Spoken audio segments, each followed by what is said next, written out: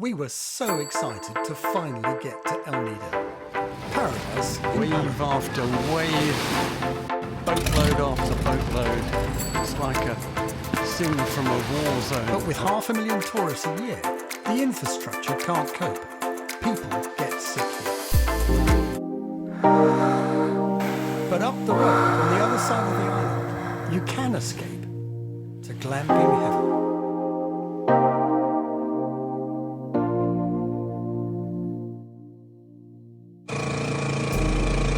On our way to El Nido, final lap. We've just done a big boat journey, we've just done a big bus journey, now we're doing a big tricycle journey. Into El Nido. We're staying at the Funny Lion Hotel in the centre of El Nido, near Town Square. Perfect coffee, nice little setup, everything you could possibly want for a one-night stop.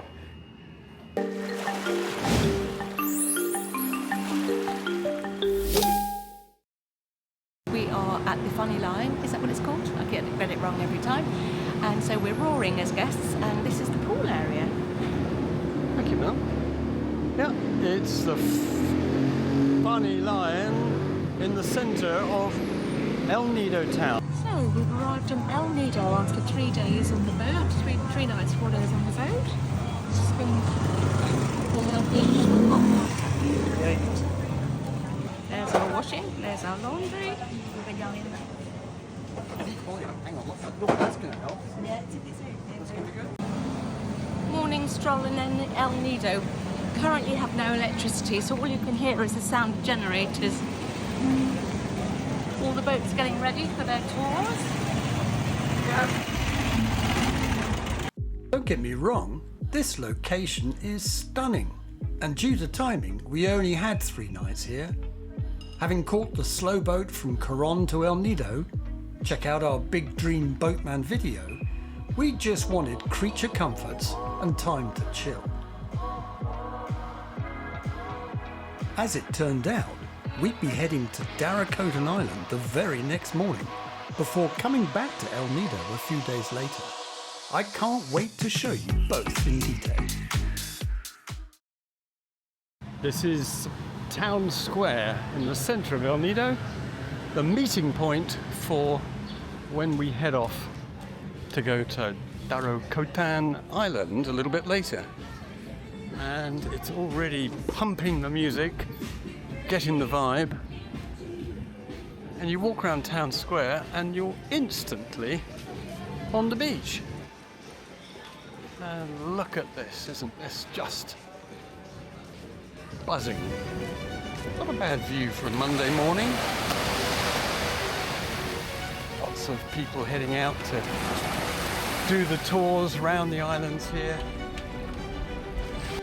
Scene from a war zone, evacuating people off the beach here at El Nido. You can't leave unless you've got your life jacket on. That's it.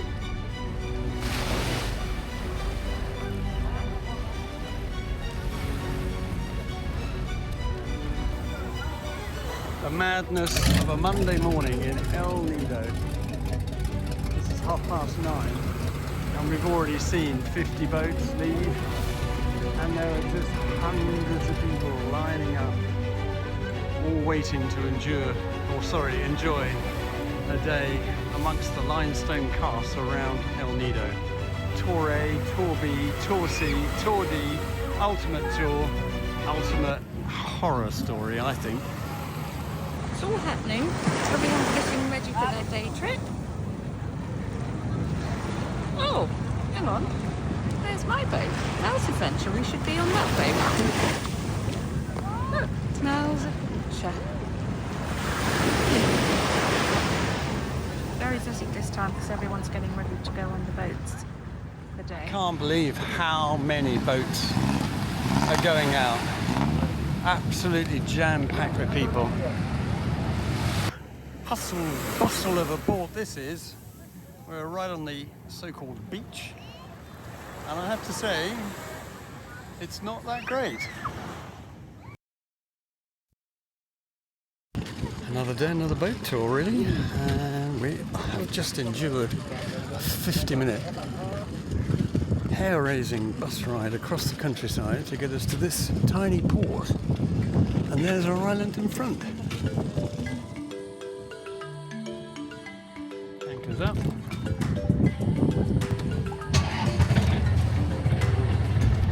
I'd seen photos of Dryft Camp Eco Resort and was keen to stay there.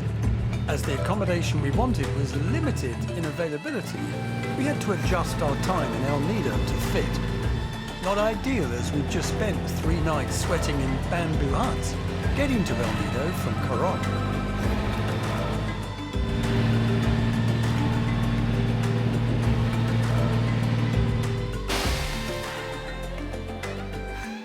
So we just arrived on Darocotan Island, picking all the bags up. One can see walking in the soup.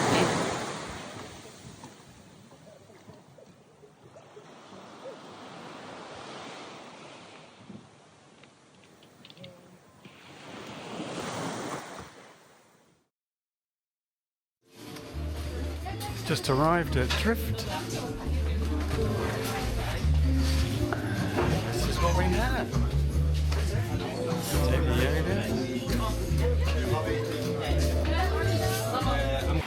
Well, no one seems to be taking much notice of us, and so I've said it. Might as well just go for a swim. So while I go for a swim, let's take a tour of this beautiful island. Dryft Camp is on the west side and catches the sunset. And on the east side, you've got 3 more resorts. This aerial map shows how you get to Darocotan Island and the location of these 3 other resorts, and we'll come back to them later in the week.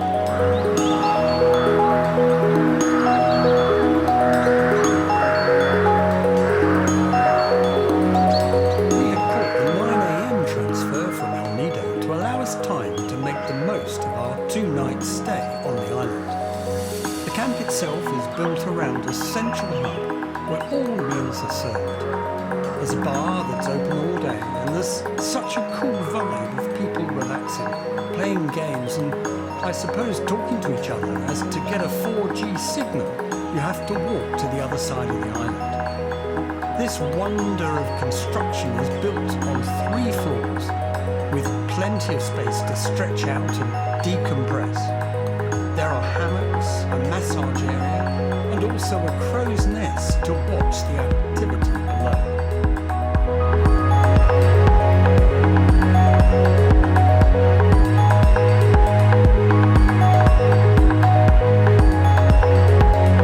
Behind the central block is a kitchen area that was undergoing some renovation when we were there in February.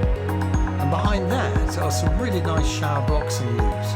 Everything that you need in a central location. Room. Whoa.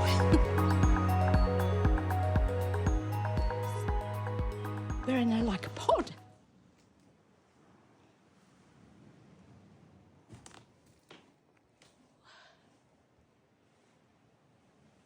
This bed looks much more comfortable than what we were used to for the last few nights. Gosh, haven't looked in the mirror for about 4 days. Fan each. I'll have mine on, Jen won't have his on. Little hanging area. Towels. Isn't it cool? I'm here at Dryft Camp on Darocotan Island. Some people have just arrived. People are checking in. And lunch menu has just been produced. Things like grilled chicken with herbs, some fish and some veggie options. And I thought I'd just take a quick tour around the resort. Some people are swimming. These are some of the cheaper huts, but they're right on the beach. What could be better? So I'm working my way down towards the end of the island. I'm looking to find a mezog tucked away somewhere. And there she is. You're quite comfy there, Roger. Yes. Oh. Look at the view. It's not a bad view, is it?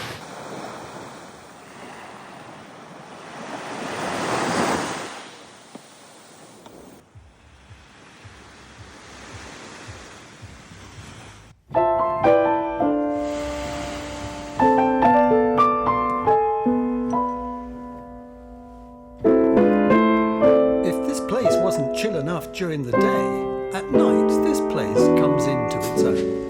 With a comprehensive cocktail list, some blissful sunset views, it was the perfect place for a romantic evening.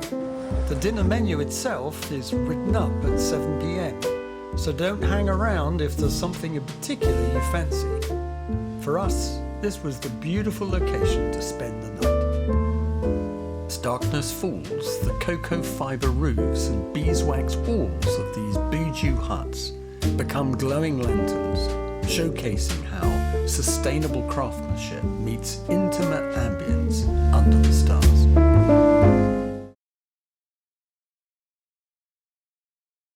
What's happening this morning? Well, he's obviously shimmied up to the top of that tree. Whoa! Whoa. Incoming coconuts.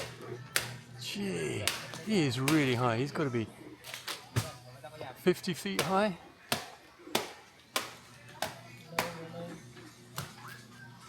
Good. Just like that, we're the other side of the island.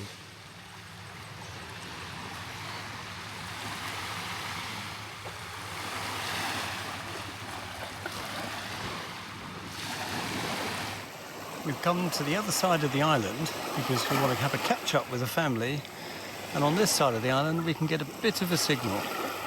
It's just gone 8 o'clock in London. They should just be getting to work, so hopefully we'll have a nice catch-up. Meanwhile, how about this for a view? I'm at the end of the island on the other side, and this is clearly where some locals live. No trespassing signs. And there's people doing mindfulness and yoga on the beach.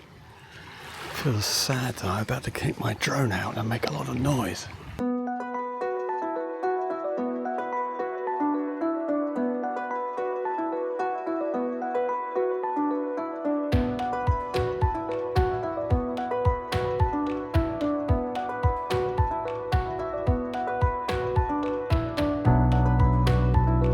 Okay, so what's the situ? I'm at the Echo Playa dos Playa Resort. We come here because the beer is cheap, views are amazing, there's a gorgeous breeze, I've got a beach on each side on the peninsula. I'll just show you quickly. And then Beer is cheap. $1.20 a pop.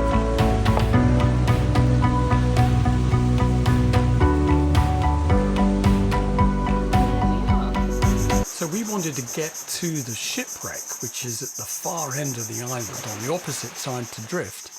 You have to walk past Base Camp, which is where this is, and if you climb up the rocks you don't have to go via the sea.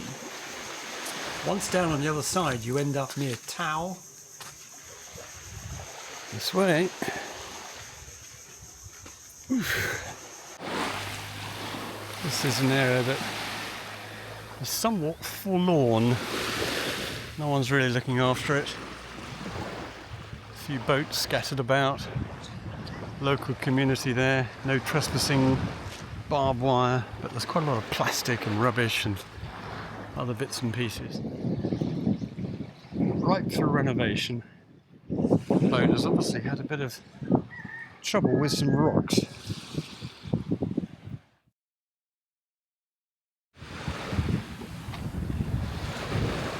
Well, this is arrival and departure at the Palawan Philippines, who organise tours to the Shipwreck. It's not quite as nice as Dryft, I've got to tell you.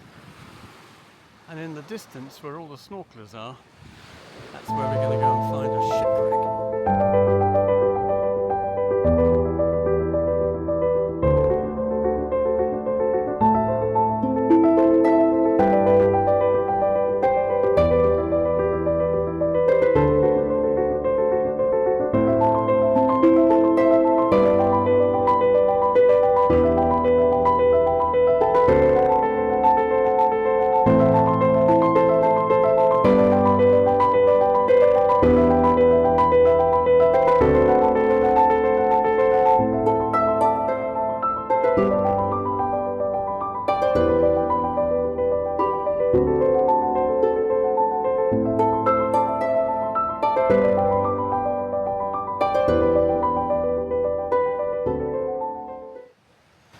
I'm at Isla, the experience, and I've just come around the corner having had a 25-minute walk from Dryft, and this is the centre here, and it's very, very pretty. Very, very pretty. Apparently there's a strong current, you've got to be a bit careful, and there's just a beautiful sailing boat in the distance. You probably won't be able to see. That's Tau, I think. We're in an Airbnb for 2 nights, and it's on the outskirts of El Nido, and it's an upstairs apartment, and it is very spacious and just what we wanted, not least because she's organised everything. There's sweet snacks, there's fresh sourdough bread, there's freshly laid chicken, eggs, there's tea, there's coffee, there's books to read, there's sofa, there's a TV which we'll never watch, and a beautiful sunset in the making. Absolutely stunning, perfect kitchen with a butler's basin, spacious bedroom, lovely little bathroom round the back, big bathroom round the back, and a gorgeous view. Who could ask for more? I couldn't.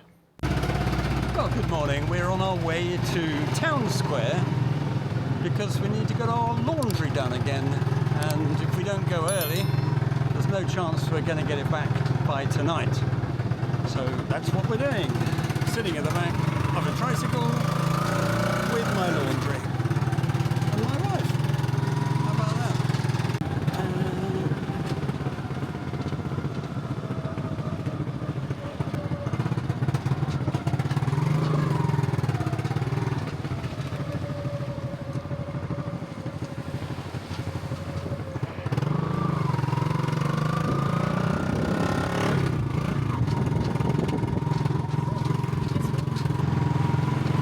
Where did the road go?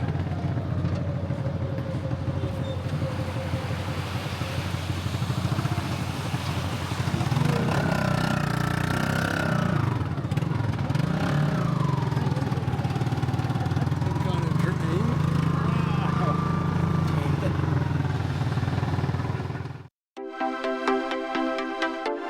El Nido caters to a wide range of travellers, from those seeking serene, beautiful escapes to those looking for a hedonistic party scene, with options ranging from luxury eco resorts to budget-friendly accommodation and vibrant nightlife.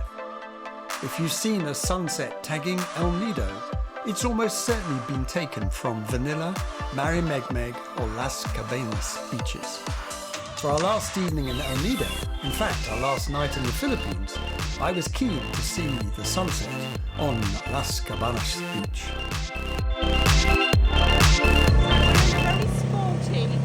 Very sporty tricycle. Okay, we've decamped to Marimegmeg Beach, and this is the Marimegmeg tree, and you can see it's very cool. All has socks. This is it.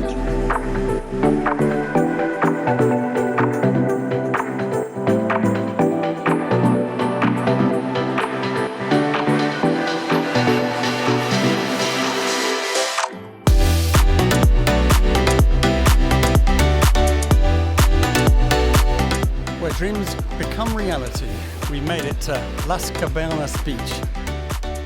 It's a beautiful view behind, but just take a look at this.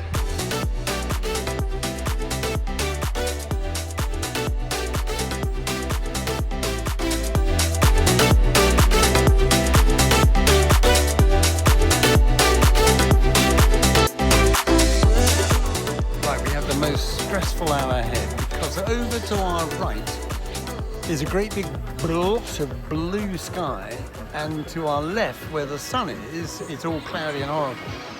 And it's moving in that direction, but is it going to get there in time for sunset? Sunset, cold sweat, clean teeth and smoking, cool breeze and two friends. Sunset, cold sweat, clean teeth and smoking, cool breeze and two friends.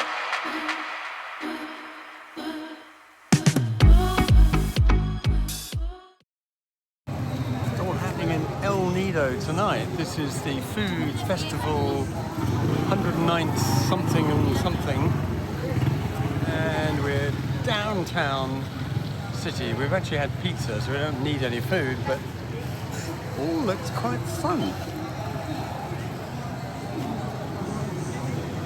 Going on? So, we've just stumbled across this El Nido Snorkel market, having just had a bloody great pizza, which we didn't really want. This is so much more interesting. Pan round. Got it. Look at this. Looks very nice. Wow. Very busy. Well done. Look what's cooking here tonight. Wow. Look at that. Something else.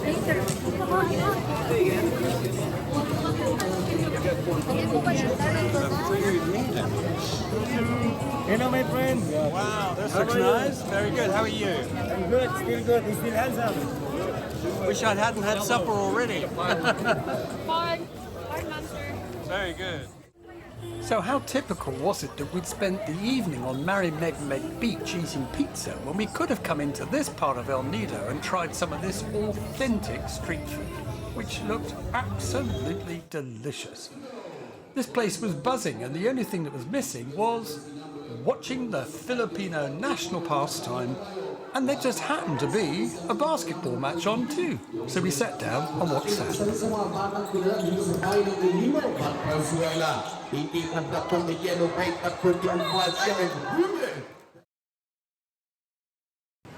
So I'm up in the crow's nest. At least it should be called the crow's nest. Our little hut is actually pretty much as far as you can see all the way down the end. And I've just climbed up this bamboo staircase to get me to this view. I'm 4 stories up on a practically uninhabited island. And I have to say, this is one of the finest places I've ever stayed in my life. And they come.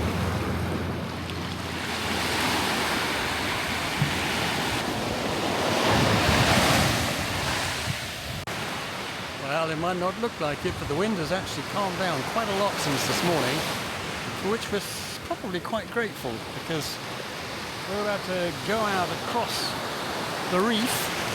You can see the waves crashing in the distance, and our little craft, the Jarrell Joy, is about to take us back to El Nido. We've got 2 nights in El Nido, and then that's it for the Philippines. It's time for Pastures New.